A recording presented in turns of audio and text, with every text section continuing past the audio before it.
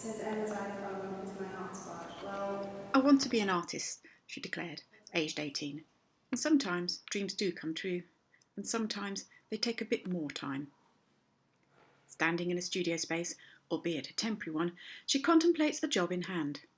All artists have doubt, indecision, and uncertainty. Often, this precedes the moment before having to commit those first marks to a surface or action to a performance. The moment before the direction of the work takes over and the pathway is chosen. And the research and experience and intuition kicks in.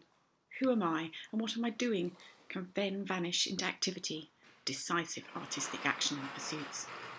Romantic notions, idealised activities, the personification of creativity. The trouble is, she announces, I cannot work alone. For me, the creative struggle is a very real thing.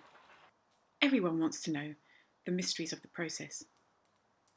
Creativity revealed. Why be creative? Mihail Csikszentmihalyi says, to bring order to experience, to make something that will endure after one's death, to do something that allows humankind to go beyond the present powers are very common themes. Perhaps, she says, it's a way to find oneself, a way to be in this world.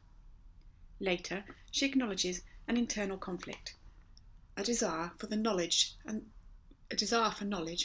to explore versus a certain resistance to being educated. She has not yet worked out what this is about. She tells me, in 30-second philosophies, it explains existentialism as the view that human beings create meaning in their lives by living, by choosing to exist in a certain way. The opposed and ancient view has it that meaning is fixed by the gods, or perhaps that meaning is settled by something like an essential nature.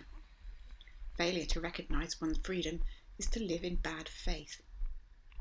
She continues, so this project of me is in some ways an old-fashioned existential crisis, I think. She explains the project as an exploration, an escapade, into the landscape of the Cambridgeshire and Fenland countryside. An exploration with the aim of finding a mountain in East Anglia. She tells me that climbing a mountain would mean freedom, so I went to find one where I grew up and where we now live. It is just possible people have forgotten to see it. The oddity of the activity is appealing, looking for something most people believe doesn't exist in the least likely place. An activity that seems destined to failure. However, it has provided her with opportunities to connect with people and share stories. She explains that this interaction with everyday people out in the real world is essential to the work, living beyond the studio and the work existing outside a gallery space. She visits Somersham because she wants to connect the piece to her heritage, and her grandparent and great-grandparents are buried there.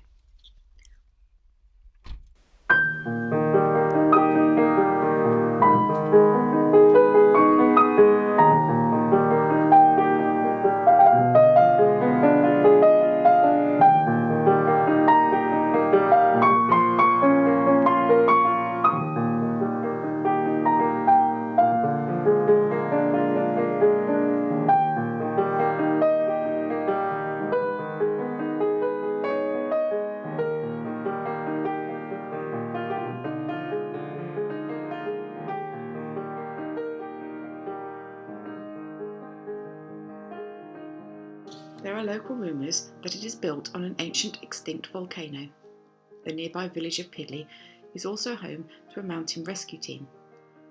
Facts that offer clues to the existence of the improbable Fenland mountain. The possibility of escaping her domestic life motivated her artistic walks, but it seems impossible to escape the ties of family. She sighs as she contemplates the landscape. Over there, she declares. Walkie, walkie, walking, la, la, la.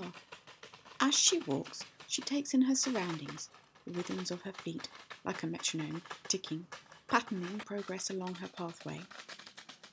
The beauty of exploring, of not knowing what's going to happen next, where she will find her next moment. What will she discover? Who will she meet? The birdsong, like dance music, makes her giddy as she moves through the landscape.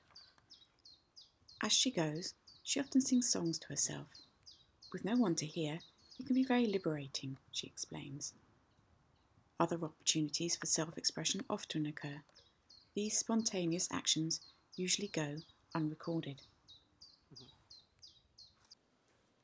Until, that is, she returns to the studio and starts interpreting her experience into paint and visual artistic activity.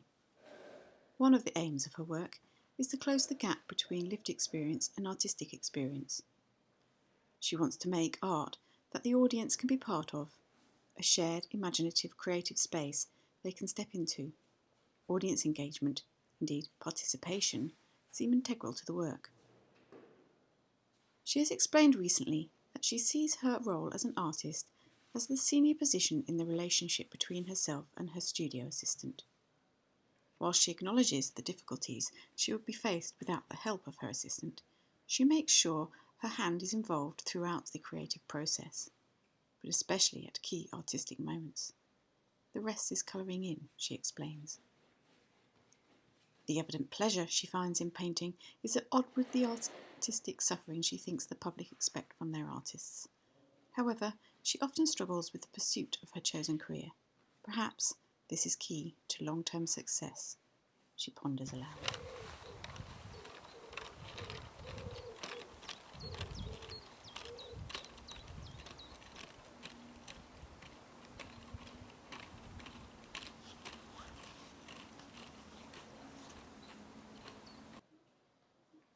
She says she wants, in the words of Thomas Hirschhorn, to affirm and prove that it's necessary to work as an artist with precision and excess. I want this project to be precise and exaggerated.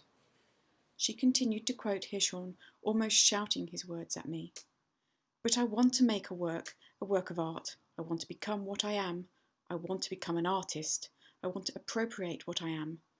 This is my work as an artist.